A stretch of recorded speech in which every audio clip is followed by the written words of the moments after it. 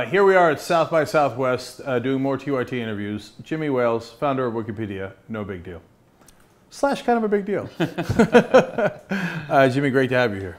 Good to be here. Thanks for having me. Okay, I want to get into all of it. I want to figure out how you started Wikipedia, why you haven't made $1 billion off of it. Okay, so we'll get into all that. First, what brings you to South by? Well, I was just here on stage, did an interview on stage with Guy Kawasaki. I love his motorcycles. Yeah. What'd you guys talk about? Sort of the gamut of things, really. You know, some stuff about the history of Wikipedia, what's going on now, what I see for the future, those kinds of things. Okay. Usual stuff. So then let me back up all the way to the beginning, and then we'll get to the future. Right. Okay.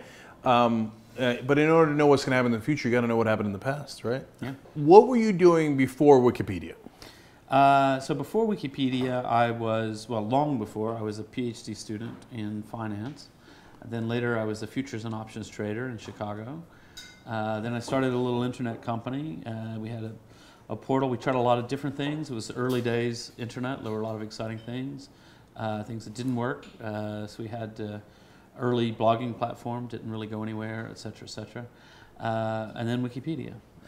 But before Wikipedia, there was Nupedia, the predecessor project, which did fail. Okay, and I want to break all that down one by one. And by the way, Jimmy's politics are super interesting. There's a lot that we agree on, and I want to see if there's even anything we disagree. You're a libertarian, so I imagine there's going to be things that we disagree on. But we both supported Larry Lessig's campaign for president, so obviously a ton we agree on. So we'll get to that as well. First, options trading. So did you make good bank there? It was a good job. It was a good job. Yeah, I didn't become super wealthy or anything, but it was good, and it was it was very intellectually challenging because it was very mathematical arbitrage trading. Oh, that's interesting. What was the PhD in? I was working on a PhD in finance, but I left because I was fed up with academia and went to Chicago. I got you.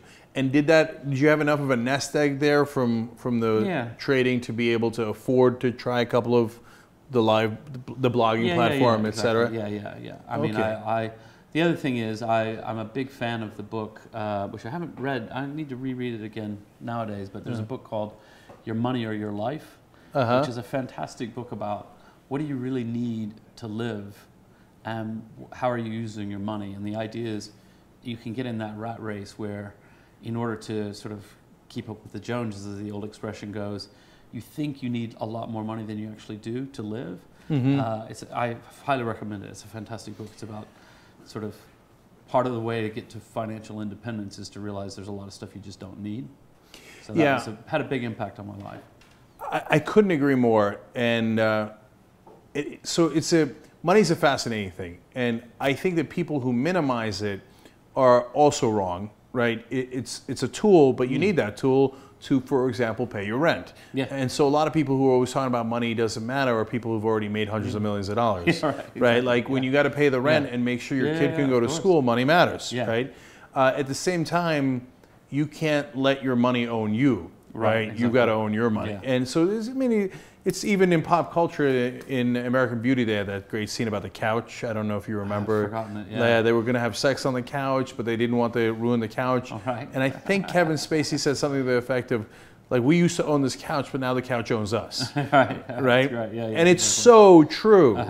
And people forget it's not an end, it's a means. Yeah. And it's a powerful means. Sure. But if you think it's the end, it'll ruin your life. Of course, yeah. Right. Yeah, exactly. And so, and you use it for a good end, which is to start all these different platforms, and they didn't all work. But welcome to the internet and welcome to life. Yeah, exactly. Right. Yeah. So, what was the difference between Nupedia and Wikipedia that made all the difference? Well, so Nupedia was the same vision, free encyclopedia, written by volunteers. But we didn't know about the wiki editing concept. So wiki just means a website anybody can edit. It's a very open platform. And so we organized it first with a very complex 7-stage review process to get anything published. It was a very heavy system, and it was really intimidating and difficult for volunteers to get involved. Whereas with the wiki, we just said, all right, let's just try something. Let's just see if people can, so there was a point when you could have been the first person to write, Austin is a city in Texas, and hit say, right? Not much, but hey, it's true, and there you go, you're off to the races. And that ease of entry and that ease of just getting started and letting people collaborate just made all the difference in the world. So I read that you were an Encyclopedia dork. I was, yeah. And that you'd Still like comb through it. You own an Encyclopedia? Didn't you drive all of them out of business? Yeah, but no. But as a kid, we had the World Book Encyclopedia. You know, big. Yeah. You know, in the U.S., this is a big for kids. Very popular encyclopedia. And actually, when you own the World Book, every year they would send out the annual update, and then you would with a set of stickers. So like, you know, my mom bought it when I was, I don't know, when I was a little baby, basically. So after that, they landed on the moon. So they sent out a new article about the moon, you know, and you had to go and put a sticker in the encyclopedia saying, "Oh, go see the update." So that was maybe the first editing of an encyclopedia. Wow, when you're doing stickers in encyclopedias, you're into it. How old were you back then? Probably by the time we were doing that, I was 7 or 8, 9, 10. Wow, that's terrific, terrific. Yeah. We had an encyclopedia too, and people, like, we're old, right? I mean, no offense, but we are. I'm 45, right? Yeah, well, you're young. And so I used to do research at a thing called a library, right? And I did Dewey Decimal System, the whole thing. Yeah. And when I had to do a book report or whatever, I had my encyclopedia, and that's where I would go check, because there was no internet, right? There was no Wikipedia, there was no nothing.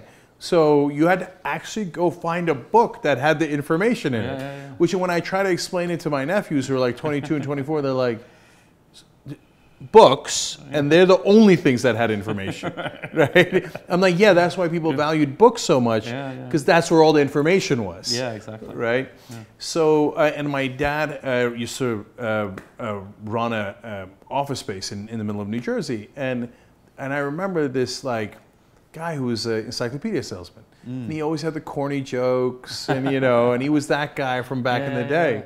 Yeah. And whenever I use Wikipedia, I shed a little tear for him. Yeah. So do you feel conflicted about that at all? No, not really. I mean, the interesting thing about the door-to-door... No, not really, no. I mean, the door-to-door encyclopedia salesman, like, that actually... Like, Britannica was really massively impacted by technology long before Wikipedia. So Microsoft did their Encarta, and they invested a lot of money in it. It's actually, you know, for its time, it was a serious competitor to Britannica. They really went for quality. I mean, it wasn't maybe quite to Britannica level, but it's pretty good. And Britannica really struggled with that shift, because they did have a sales model that was very antiquated, but they couldn't shift easily to a new model without just shutting down the old one, which was really hard to do. So they really struggled with that transition, and that's long before we came on the scene. Do you think the same thing's happening at TV right now? Yeah, I mean, I do. I mean, I think TV, obviously, there's so many different things transitioning. A lot of it, I think, for the better. Certainly, in some ways, I think we're living in a golden era of television. I mean, there's some amazing, you know, massive fan of The Wire, for example. It's been over for a few years, but that's an example of, you know, television that would not have happened on the networks, advertising driven, you know, not even remotely. And so there's a lot of good stuff going on, but obviously there's a struggle. I mean, I worry more because television, although there's a lot of disruption and transformation about, you know, how people, I mean, and it's been going on for a long time. So my daughter, who's now 15, I remember I got a TiVo when she was a baby, which was like first digital video recorders, you know, so we could, you know, because babies cry in the middle of your show, and you know, you just kind of want to be able to pause live television. And it's all like, for kids today, that's like, you couldn't pause live TV? No, you couldn't pause live TV. No, one of our friends, they were on vacation, and she's like, Daddy, the TV's broken. I can't pause it. Yeah, yeah. Exactly. So I said to her when she was about 5 or 6, I said, because I was just curious, I said, do you know what Nickelodeon is? And she said, oh yeah, I know what Nickelodeon is. It's an advert that comes on during one of my shows. Because the idea of a channel that you tune to, because her experience of television was more like email, like sometimes you run out, right? New ones come in overnight, you know, and then you watch them, and then there's something on there that says Nickelodeon, da-da-da. She doesn't know it's a channel, because the whole concept of a TV station didn't really have much meaning for her. So those kind of disruptions, but I don't worry so much about it for television, because the new models are working, and there's like plenty of money for great new sort of long form series drama, that sort of thing. But I do worry about it for newspapers, and they aren't going through the transition very well. and it is a huge struggle for them because the old business model's gone, and the new one's not clear yet. And I do worry about the state of journalism.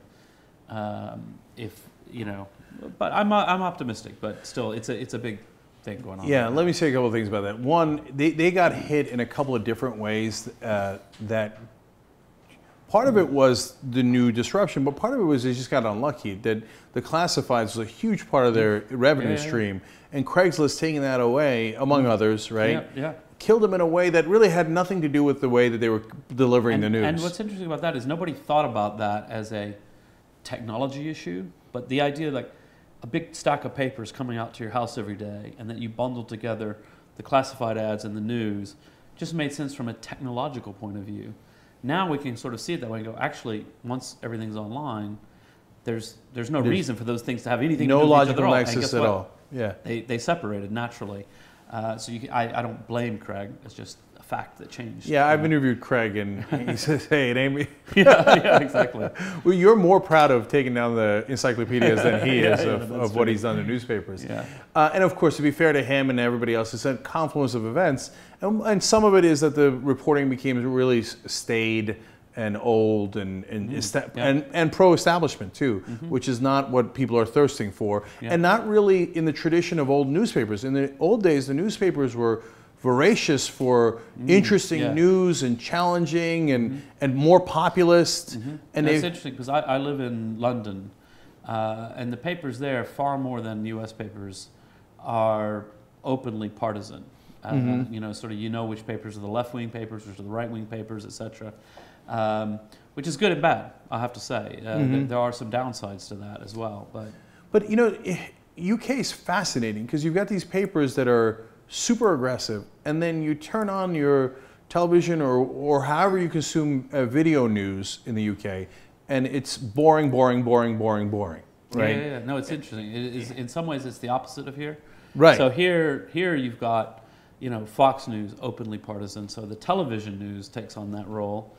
And the newspapers are typically, boring I wouldn't use, but you know, you can identify, say, the top 10 newspapers, and you might say this one leans left or right generally, but it's not like, even like the Wall Street Journal is not a rabidly right-wing newspaper, certainly not on the front page. It's business-oriented, it's the Wall Street Journal, but... they're not outwardly partisan. No, not in the same way. And honestly, not aggressive. So that, you know, so that's a frame of mind as well. Yeah. So, a lot of people think about the old papers, the established ones, and I attack them all the time. Like, I think the Washington Post is totally a conservative now, okay? And so there's nothing more they love than attacking Bernie Sanders. And so, and it goes on and on, and that's a whole thesis. Yeah. But what people forget is that the local papers used to keep local authorities accountable. Well, right. And now that they've lost their revenue base, they just don't have enough manpower. Exactly right. And so that once the cops are off the beat, you know what happens. So there is now a world of corruption going on behind the scenes at the local level. So the way I talk about this is, if you watch President Obama in a press conference, and there's 200 journalists there, if that number falls to 100, it's not going to affect the world very much. It's still, you got 100 people in the room, they're all reporting the same things. You know, it's not like the president's not going to be watched. But if you go to a small town where there are 2 journalists and you go down to 1, so you've cut in half the same degree, wow, guess what? The mayor's brother-in-law is going to get pretty rich on some contracts and things like this. That's right. That kind of corruption happens out of the side of the media, and that's what I really worry about. I'm not so worried about, you know, the major national and world news media covering major big events. There's plenty of that. That will continue. I might not like how it's treated as entertainment more than whatever, but it's those local levels that I think we really got to be concerned. Yeah, and the national guys will take care of anyway. We're disrupting the hell out of them now, and we'll come to the UK, we'll disrupt them as well, and shake them out of their establishment ways. But at the local level, we don't have the resources to do that. And so you're right, the difference between 2 and 1 is monumental on so many different levels. 1, you've cut it by 50%. 2, 1 is far easier to control and to buy, right? And then there's no competition. Right. So all of those things put together is the perfect storm for lack of accountability, which then inevitably leads to corruption. Yeah, but what's interesting is that this is going on against a broader backdrop that we just haven't fully figured out yet, of the sort of distributed access to information, distributed access to the ability to publish, means that in theory we can have more eyeballs looking at things, more people, but we haven't yet crossed that threshold where, you know, a lot of times you may have a few local bloggers and things like that, but they don't necessarily, they're not a coordinated platform. I think these things will begin to coalesce into some new forms, but it is awfully hard to make money in Chattanooga as a blogger. And particularly as a local blogger about Chattanooga issues. That's right. You might live in Chattanooga and blog about something that becomes globally popular, but it won't be Chattanooga City Council news. Yeah, so that's a tough riddle to. Let me ask one last thing about that, about the newspaper model. Why? I always thought that the thing for them to do is charge a cent, couple cents, a nickel for every article, right? And I don't know why that's proven so difficult. I would have thought that they would have been on to that 5 years ago at least. Yeah, I mean, I think there's a few reasons. So one is just that payment systems don't handle those kind of tiny payments very well. But two, we see this in a lot of places, and I can't say for sure about news, but in a lot of places consumers don't like pay-as-you-go models. They find that like every time you're paying, you're like, oh, did I get my nickels worth? And they like an all-you-can-eat model. So for example, most people prefer to have unlimited bandwidth when they buy data, even though you could meter it down to the byte. Yeah, because it stresses you out. You know, Netflix. I want to pay a flat monthly rate to Netflix, and I just watch what I want to watch, not per thing. Obviously, iTunes sell things per thing, so both models can work. But I just suspect that people really, what they want is more sort of less concern about what they're paying for things. I actually think one of the things that, so I've just recently joined the board of the Guardian newspaper. Left-leaning, great newspaper in the UK, and they're facing all these issues. Another issue we haven't mentioned is the shift from desktop to mobile. Ad revenues are much lower on mobile, so that's starting to put the dent in revenues there. It is for print. It's better for video. Okay, great. Right. That makes sense, I guess. So, yeah. But I think one of the things that we're going to see, though, is for a paper like The Guardian, I'm a big advocate of patronage. Just say to people, hey, did you like our series that we did about Snowden and all the stuff that we did there? It costs a lot of money. Why don't you chip in? And people do chip in at Wikipedia. I think they could do it in other areas.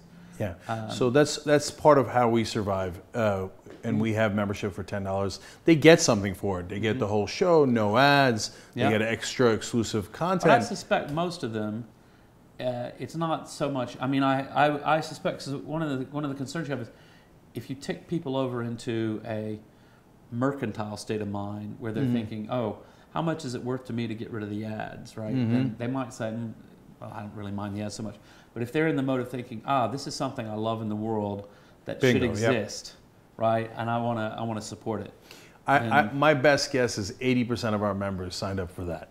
Right? Say, because I like this and it should exist. And they view us as a voice in the wilderness, like-minded, and disruptors of the establishment, and they want to support that. Sign up. TYTnetwork.com/join. Okay, now that leads to the interesting model you guys are doing at Wikipedia. Yeah. So you put up the banner up top and saying contribute. Yeah. How has that worked? It's worked well. I mean, it's always, we have to be serious about the fundraising, but we've managed over the years to have an ever increasing track record of raising money. We're less annoying than we used to be. We don't have to ask as often because we've sort of optimized how we do it and things like that. And it works, and we don't anticipate changing it. I mean, it has quieted down. I would say 5 years ago, I'd get, asked the question, and every interviewer would say, yeah, but really, come on, like, when are you going to have to put ads on? Like, of course this isn't going to work. And now after 15 years, people are kind of like, oh, okay, I guess it works, So it does work for us. How many people work at Wikipedia? About 250. That's a lot, right? It's a lot, but for the number 5 website, it's tiny. So. Well, that's a good point. So what are they mainly doing, those 250? So I'd say the largest chunk of people is in some way involved with technology. So engineering, design, ops, various tech roles. We've, accounting and finance, legal, communications. We've got people doing interesting programs, outreach programs, working with the community in various ways, but the bulk of it's still the engineering. Yeah, and the website doesn't run itself. No, exactly. Yeah, right. Yeah, and do you guys get sued a lot? No, not too much. We have a legal department. There's always something going on, but very little. Part of the reason is the kinds of things that people might want to sue us about, the community is very, very vigilant about. So we, things like libel. The community hates libel, and they're always looking for reliable sources. And Wikipedia is not the place to come and post your random opinions. It should be well sourced encyclopedic content. And then other things like copyright violations, we don't support that at all. So if there's a copyright complaint, the community takes it very seriously. So most of the things that you would think that a lot of websites, I feel very sympathetic to the problems faced by, for example, a blogging company or Twitter, where the whole point of the platform is to let people express their opinions, which means that you don't want to, if somebody's, if I'm on Twitter and I'm just sort of criticizing you, right? Well, they don't want to stop me from doing that. If I cross the line into libel, that's a very blurry line, and how are they supposed to figure that out? It's hard for them. Whereas in our case, like, if I want to go on Wikipedia to criticize you, well, that's just the wrong thing. Like, we're supposed to be documenting verifiable facts, and we're not an opinion platform. Yeah, so that makes our job a little bit easier, which means that the legal aspect of things is a bit less. But the kinds of things that we do have, we have one hilarious thing that just brought to my mind recently. The FBI sent us a nasty demand letter because we had their logo on the website, and we just basically told them to fuck off, so that was easy. Well, I respect anyone who tells the FBI to fuck off. Yeah, it's sort of a classic. Mike Godwin, who was our lawyer at the time, wrote this classic piece, editorial about it. It's good reading if you want to look it up. Yeah, and I say that as someone who thought about applying for the FBI when I was coming out of college, et cetera, and I worked at the Justice Department for about 2.5 seconds. Yeah. But sometimes they overreach, to say the least. Yeah. What's your take on Apple versus FBI? I'm really happy with Apple. Very pleased. One of the things I've been trying to sort of get people to think about is, because a lot of people are they're on the fence about this. They really think, but we need security, and I say, look, here's something that you should be happy about. That at the very least, when the FBI is demanding something for a company, that they should fight in court. And you might have an opinion about how you hope the court decides one way or the other, but I don't think any of us would be better off if Apple didn't even fight it. So even if you think the FBI should win, you should also think that these kinds of fundamental protections against unreasonable search and seizure are worth going to court for. So often we have corporations working against our interests. To have one, and a giant one at that, working as an advocate for our privacy is a wonderful thing. And the interesting thing too is that it's been a bit of a surprise because Apple traditionally hasn't been viewed as particularly interested in politics, right? They've kind of just stay out of this kind of stuff. From Google would be less surprised. They do they make it a big part of their identity. And people have been cynical about Apple and say, oh, they're just doing it because it makes consumers happy. And I'm like, hey, great. If businesses realize that consumers care about their rights and will actually reward or punish a company if they don't look out for them. And if Apple, one of the most sort of profit-hungry companies in the world, realizes this, then maybe all the other companies should stop and say, wow, like, Apple's not doing this because they're like crazy libertarians or something. They're doing it because it matters to consumers. We better do it too. That's kind of your libertarian dream coming true. Yeah, it doesn't always work that way. But, no, it doesn't. So we'll get to that in 1 second. Let me finish up on Wikipedia then.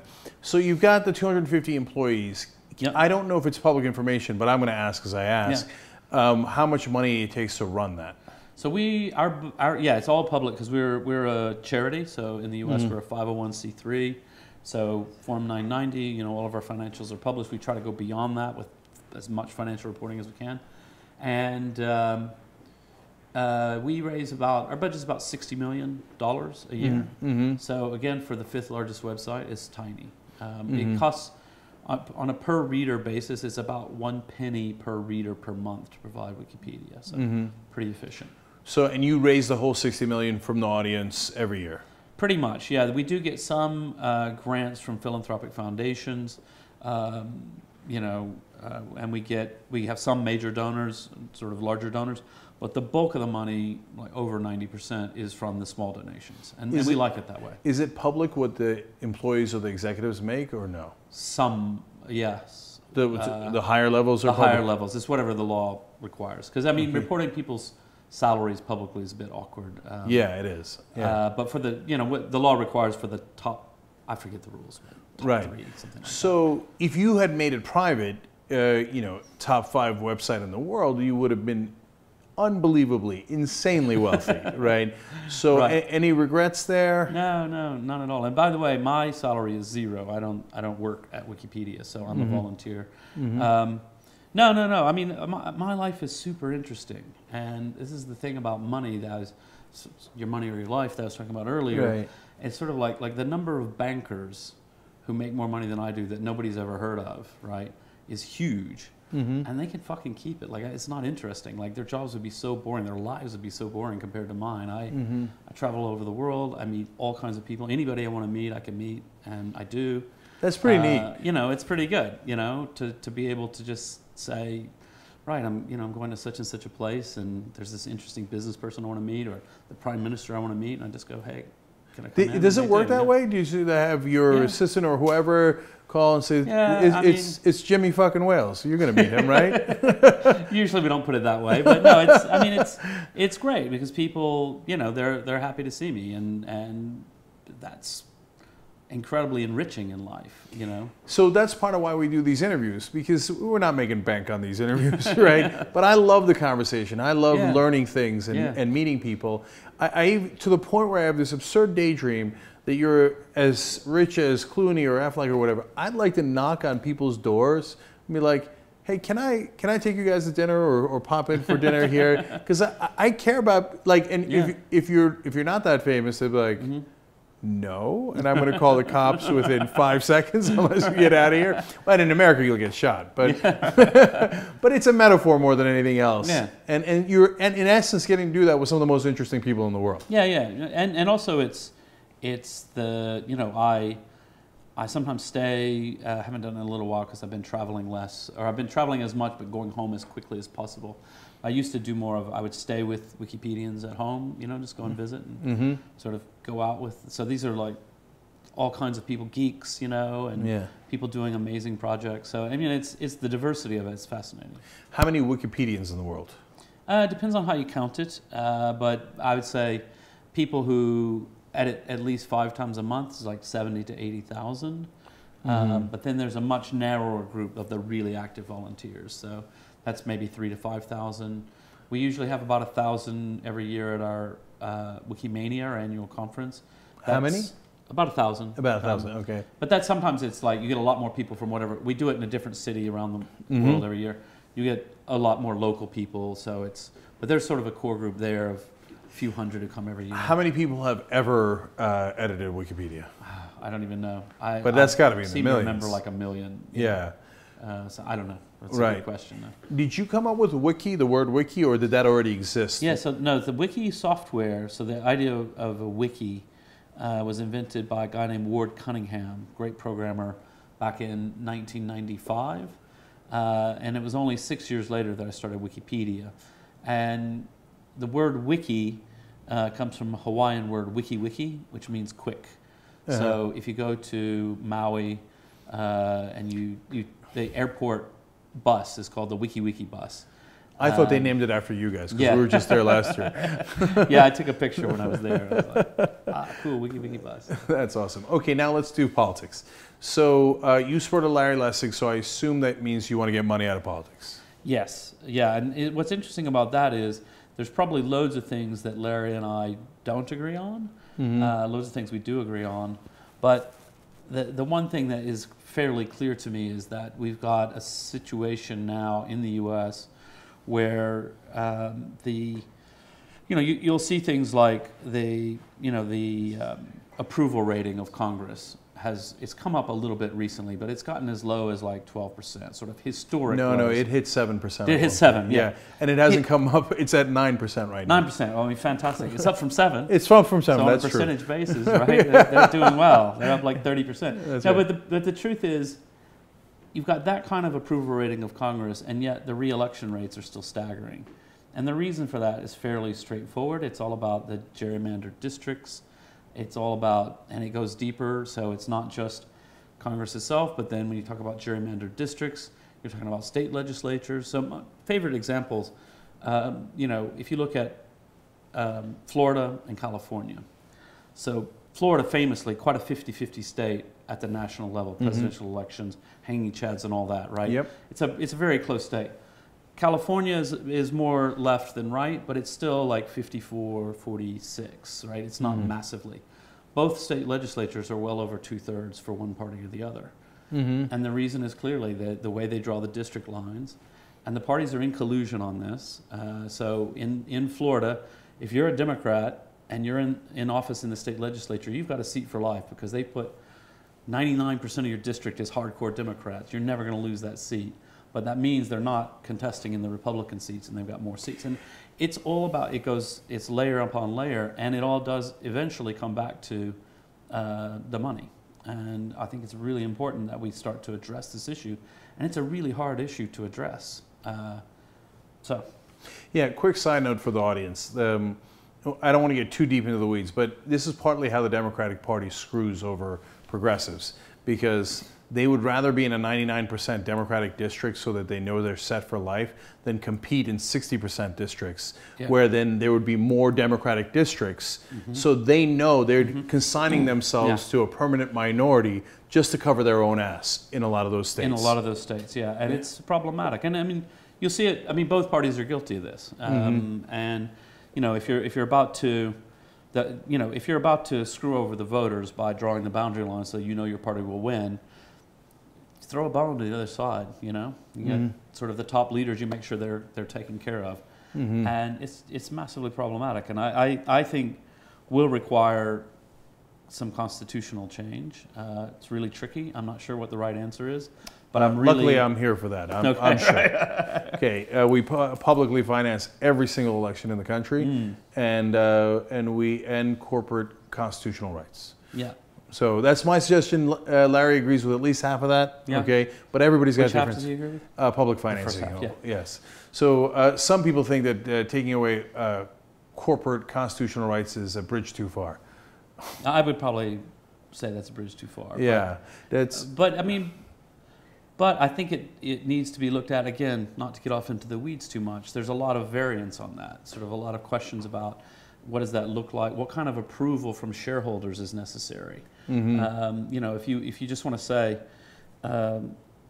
you know, ban it all completely outright, that's probably problematic from a First Amendment basis and so on and so forth. But if you want to say, you want to make sure that the shareholders approve, like this is, because there are in corporate governance, in corporate statutes, there are cases where the board can just do something. There are cases where you actually have to have a resolution voted on by all the shareholders. I mean, we can make it harder to move in that direction and make sure that the people whose money it ultimately is agree with it. So there are things that can be done. It all gets kind of tedious and boring, but it's so important that I hope no, it's super important. And there's different layers of it. Exactly right. Yeah. So in a lot of cases, the executives have kind of kidnapped the company. Remember, the shareholders own the company, but in a lot of cases, they really don't have an effective vote. And so the executives think, well, it's not my company. I'm just going to direct all the money to myself as much as I possibly can, no, right? There's loads of problems with corporate governance. And my big pet peeve is when we have seen sort of bankers run their companies into the ground and then get a bailout and pay themselves bonuses. Yeah. It's completely appalling. And That's it doesn't not capitalism. Matter. Exactly. Wherever you come down on the bigger philosophical issues, that's not capitalism. That's just robbing the public. Like, it's completely, you know, so you don't have to be some kind of, I mean, you can, you know, if you get a thoughtful sort of fiscal conservative, right, and your most left-wing, whoever, they will both agree, like, this is not right. This is corporate welfare. It's absolutely abominable. But again, why would that happen? Why would our democratically elected representatives let this happen? because they got paid by those. They got paid, and there's no way to get them out. And isn't it amazing we legalize bribery? I mean, that's the one thing we should all agree on. Look, I think corporations are legal fictions. I don't think that that's a fact, right? Yeah. And so we can give them all the rights that we want, but they don't have any natural rights. They don't have any constitutional rights, in my opinion. So they don't have a right to have guns, right? So no, they have as many rights as we're willing to give them. And so I believe they should have legal rights, but not constitutional rights. But you know, there's different answers to these questions. But the one thing that's clear is, why are we allowing private individuals and corporations to simply buy our politicians? It's insane. It's appalling. It's insane. That's where we are. Yeah, that's exactly where we are. To do, yeah. So now, what makes you a libertarian? Because that's the important thing to understand is people call me that. Well, I don't call myself that. Oh, okay. So, all right, that's very important. Yeah, so, I mean, certainly if I'm going to accept the label at all, it's definitely, as they say, a small L libertarian, not capital L. So the Libertarian Party, I've got a lot of beef with them. But, you know, in general, I think that individual rights are incredibly important, and that individual liberty is incredibly important. And I disagree. Let's take it away. Yeah, but I think we all agree on that. I think for a lot of things, I mean, so in the law, and I'm no legal expert, but I'm a geek, and I love reading a Supreme Court decision and that sort of thing. You know, we've got certain concepts such as strict scrutiny to say, look, if you're going to do this, it's not to say you can't have any restriction whatsoever on the freedom of speech. But it's got to come under strict scrutiny. You've got to have very, real compelling interests, et cetera, a set of tests. And I just think that's the way we should think about a lot of things. Like, if we're going to actually make people do something, it's got to be pretty compelling. And we shouldn't do it willy-nilly. And unfortunately, all too often, we do a lot of things a bit willy-nilly. And so that's...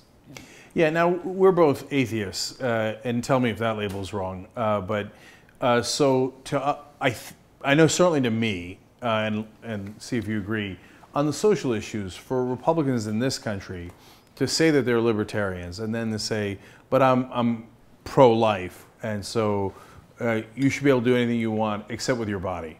I'd like to have the government so large it's in your womb. It seems a little at odds with libertarian philosophy, doesn't it? Yeah, I mean, it's an interesting one, because that is one issue where I can have some sympathy around complicated questions about how late you can go and things like that. I think there's legitimate questions. I don't have the answers there. But the ones who would say, you know, that the morning after pill, you know, things like from conception, you're talking about 2 cells, you know, it's clearly nonsense. And, you know, well, but there we are. But I mean, you know, the thing is, I try to be, for politicians, a little bit forgiving of an umbrella approach, or you know, one of the things that I don't mind is if a politician needs to sort of say something, throw a bone to the religious right. There's nothing particularly wrong with that. It's the culture we live in. It's fine. They need to get elected, et cetera, et cetera. They need to be inclusive. Where it gets to be a problem is when they really, really pander to a very small minority of extremists, and that's where you start to get really worried. Yeah, I don't mind Obama and Bernie Sanders and Hillary Clinton. Well, I don't know what Hillary's real views are, but Obama and Sanders pretending that they care about God and all that stuff. God bless, have at it. Okay. But when Ted Cruz says, I don't really care about the Constitution, we're going to run this thing from the Bible, I care a lot about that, right? That we're not going to have. Yeah. What is your take on Bernie Sanders? You know, I don't have a strong view on Bernie Sanders. I mean, in other situations than what we're in right now, I don't think that he would have come this far, and therefore I wouldn't have to form a strong view. But I'm going to look into it. So, okay, all right, that's fair. You know, I mean, I live in London now, so yeah. I watch from a distance some of this stuff, and I've been much more focused on the Republican side of things, which is enough to make anybody really worry. And you know, when I look at Trump, Cruz, and Rubio, and I think, you know, Rubio, he seems like your standard issue Republican. He's, you know, he'll be similar to many, whatever, you know, mainstream candidate. Cruz, there's a lot there. very ideological, a lot of ideology I don't agree with, et cetera, et cetera. And then there's Trump, and that makes me fear for the future of humanity. So, like, people say, lately when people say to me, well, how is it living in London? What do you think about London? I say, the only real problem I have with living in London is that I can't threaten to leave the country if Trump is elected, because I would. Because you already have, check. Yeah, I already have. Check, right. I'm Preemptively left the country. again. So, I would argue that Cruz is as dangerous, if not more so. Now, Trump's out of control, and he's more out of control, but Cruz is a scary in control, I know where I want to drive this ship, and it isn't pretty. Yeah, right. I mean, certainly, there are those who say that the Republican establishment is more afraid of Cruz for that very reason, that he will take the party in a particular direction. Now, I would say the Republican establishment probably cares only about their machine and getting elected and in power and all that. And they fear that Cruz is going to take the party somewhere very unelectable for the long run. And they may be right about that. Whereas Trump, I don't think he gives a shit about anything, so other than him being president. So he's not going to bother party machinery. He has no ideological direction he wants to take things other than a bunch of scary stuff that he believes and so on. Yeah, so I don't even think that he wants to be president. He does. Like it's not like he's doing it as a fake thing. It's totally real now. He just cares about anything that will get him more fame. Yes. Right? He's like some sort of mythical, legendary fame monster, like gobbling up all the attention. Like if you wrote it as a character in a book, it'd be over the top, right? Yeah. Gobbling up every piece of morsel of attention he could possibly grab. Yeah. That is his, prime directive, if you will. Yeah. So Kevin Spacey plays in House Underwood, of Cards, Frank President Underwood. Yeah. And I was with him, and somebody asked him. I was very excited, by the way, to be with him. I happened to meet him at this event and so on. And somebody said, well, if Trump and Underwood had a debate, who would win? And he said, well, listen, the thing you've got to understand is that one of these men is a fictional character and the other one is a fictional character. That's pretty good. Yeah, and if he does win the nomination, it'll be fascinating to see how he crowd surfs in the general election. Because that's Mark Cuban told me he's a crowd surfer, and that's a great description, right? And so he's getting the energy from the audience, and he's saying, oh, these guys are hateful, racist. He said, okay, great, I'm going to give that back to him. Yay, I'm surfing the crowd. So in a general election, when he's got a slightly different audience, it's going to be a different kind of crowd surfing, and it'll be like interesting theater to watch as we all hold on, because it is actually real, right? And hope that he doesn't actually pull it off. Yeah, well, I mean, when I think about this, and I just think about the Republican Party as a grand coalition, you can say, generally speaking, you can think of the Republican Party as being the religious left, the religious right, and also then you've got the more Chamber of Commerce, business, slightly libertarian often in that umbrella, center right. Neither of those really love Trump, right? He's clearly not religious right material at all. Nope. Certainly those more centrist people, they'll find a lot of his hateful, racist rhetoric very disturbing. These are like sort of normal, upstanding sort of people's moms and dads who've made some, got a good job and they just think of themselves as not left-wing and so on. They're going to find Trump pretty scary. And I just think come election time, he's just going to get destroyed. I think they're just going to absolutely lose this. Well, however, I can't believe he got as far as he has. So that's right. He's really confounded most people's. He's upset the balance. Like you understand things through a certain lens of, oh yeah, there's Hillary, she's here. Bernie's a little to the left. He's not any of those things. He's a populist. He's a demagogue, and he's drawing support from I don't know who, but he's getting some support, and you just don't know where you go with that, particularly in a time where there is this big sort of globally, we see it in Europe, a reaction against the establishment. And people really, they're very concerned. There's a great comedian Russell Brand.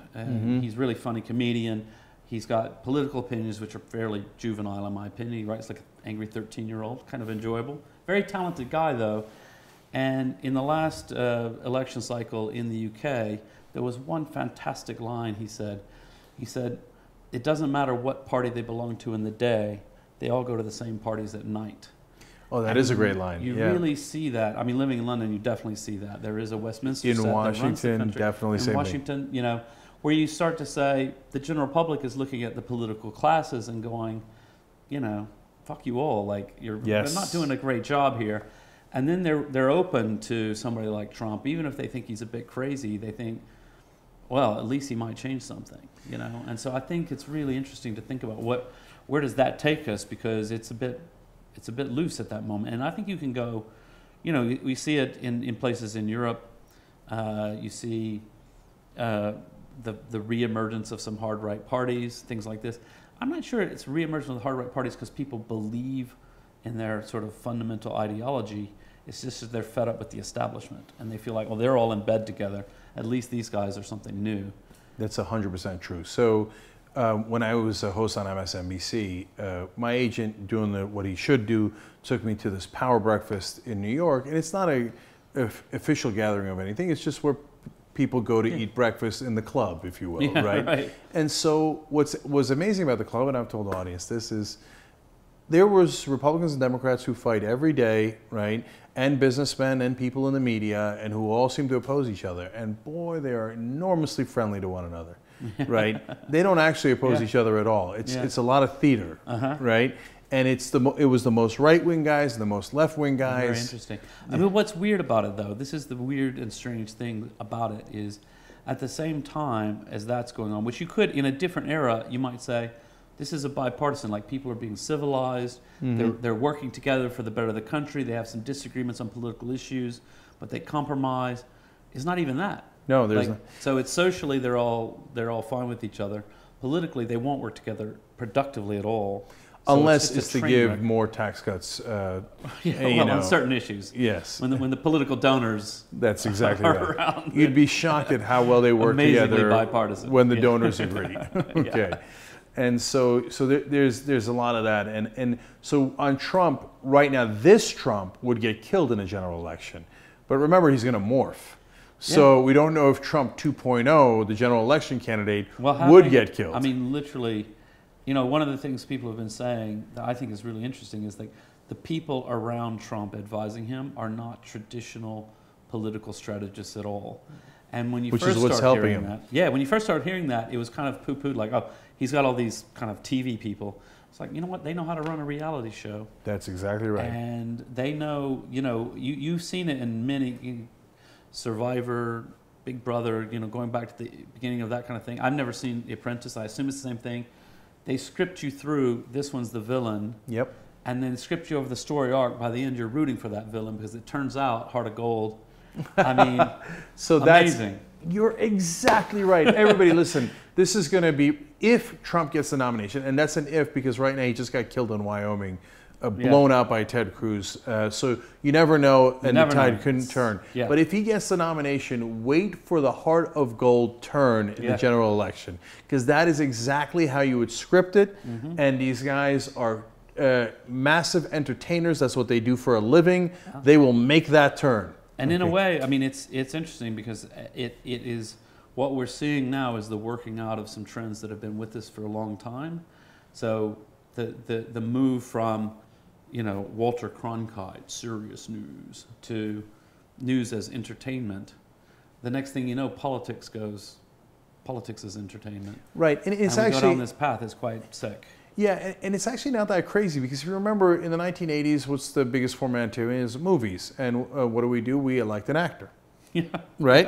And so is Ronald Reagan that much different than Donald Trump? A lot of facade, certainly classier, but right. But at the time, that's what the country wanted. Now we're a reality show nation, so electing a reality show star as opposed to a movie star, is it that much crazier? Yeah, well. Right. So buckle up, everybody. Vote Kardashian. That'll come soon. Okay, one last thing, because I always wanted to ask you about this. Everybody says that religion is going to be around forever because it's been around forever. I argue no. You know, the Gutenberg press did a good amount of damage. And so that's only 500 years, right? And for 1,500 years, people had no idea what was in the Bible, the Quran, or anything, right? And it was in Arabic, which most Muslims don't speak Arabic. It was in Latin, most Christians don't speak Latin. And now we have the internet. And so I believe the internet will erode religion far, far faster than people expect. I'm curious what your views are. It's a good question, and I don't have a strong view in terms of forecasting. So the things you're saying, I agree with. They sound quite good. At the same time, I worry that we're not seeing it happen. Early signs, maybe not so much. It's really hard to tell. And one of the things that I think we will see is the rise of new religions, which will, of course, have an impact on old ones. I think we'll see. I mean, oftentimes what can happen, and I do think what will happen, is that as people become more educated, they may not abandon their religion, but it knocks the rough edges off. And so you go from being, sort of burning witches at the stake or whatever, the Spanish Inquisition, that sort of thing, to Happy Baby Jesus on a Sunday morning, social club, and so people haven't given up their religion necessarily, whether they believe it with the same fervor and intensity, or whether they nominally believe and they pick and choose, honor thy mother and father, sort of, that sounds like a decent thing to do, to be nice to your mom. People pull those kinds of things without really being super religious, I think will tend to happen. And I'm very hopeful, particularly in some of the more dangerously religious fundamentalist places in the world, that like America. Yeah, but I mean, America's is dangerously religiously fundamentalist because it's so powerful. Exactly. Right. But what I was referring to in particular is places like Saudi Arabia, of course, where we're beginning to see rumblings of liberalization, as young people there. 50 years ago, everything coming down, top down from your elders, no contact with the outside world to speak of. Now every 20-year-old in Saudi Arabia is on Facebook and is watching the Young Turks. And they're watching the Young Turks, and they're they're literally a top 10 country for us. Oh yeah. And so they're getting exposed to ideas which then they may not sort of go out and become sort of militant atheists, but they definitely will take things with a bit of a grain of salt. And I hope you're right that at the very least that the religion becomes more Jeffersonian. Yeah, Jeffersonian is a good expression. Yeah. Right, and exactly. so, and I think there are good signs. Europe is far less religious than it used to be, and even in America, we're now, I think, non-believers are. It's not. I don't even think it's non-religious, not non-believers, are 14% and growing. Now larger than African American minority in America, larger than the Latino minority in America. So that's a substantial group of people. And among the young, it is far greater than that. Yes. So, for example, now when Republicans come and say on social issues, against gay marriage, for people under the age of 30, they find that view to be comical. It might as well be from the 1800s or the 1200s or whatever. And I think that for those groups, they're already at least Jeffersonian, right? So, and I think I believe in the culture wars. So I disagree with some of the new atheists on some of the attacks on Muslims as what I view to be as people, right? Yeah. But in a lot of ways, I am a new atheist in that I believe that we need to have the culture wars and we need to win the culture wars. And I think we're winning, but it's... Where I come down is, so even the label atheist, right, for me, while technically true, in the past I complained about it being in that category in Wikipedia, but that was more about a Wikipedia editing thing, which is, I felt like our category atheist should really be reserved for people who self-identify, and that's sort of it's one of their big issues, right? So you're known as part of the atheist movement. I am not part of the atheist movement. It's just not my thing. I'm too busy, got other things to do. But I don't know where I was going with this. But, in terms of the cultural wars and so Right, yes. For example, I'm agnostic, but I've been browbeaten into saying, yes, I'm an atheist who happens to be agnostic. But I think that when Bill O'Reilly... I know what I was going to go with, is to say, like, what I'm more interested, what's more important for me is that whatever someone chooses as their belief system, that they do so with great thought and with an educational background that allows them to think clearly about the issues. Part of the reason is that I think if you do all that, you'll come down more or less where I am, right? That's what we believe, but if you're not, right, if you are a thoughtful, like if somebody is a theologian, right, and they're very thoughtful about it and they come to a set of beliefs around that, that's better for me than if someone is just blindly following things because they were sort of brainwashed as children. Yeah, and I think that it's hard to take people's faith away, and I wouldn't want to. And I think that's part of our DNA in a lot of ways. But religion is not the same as faith. Religion is a dogma. It is a set of words written in an ancient text and ancient rules. So that I think we can take away. And finally, I should hook you up with Jim Gilliam, who's the prophet of the internet.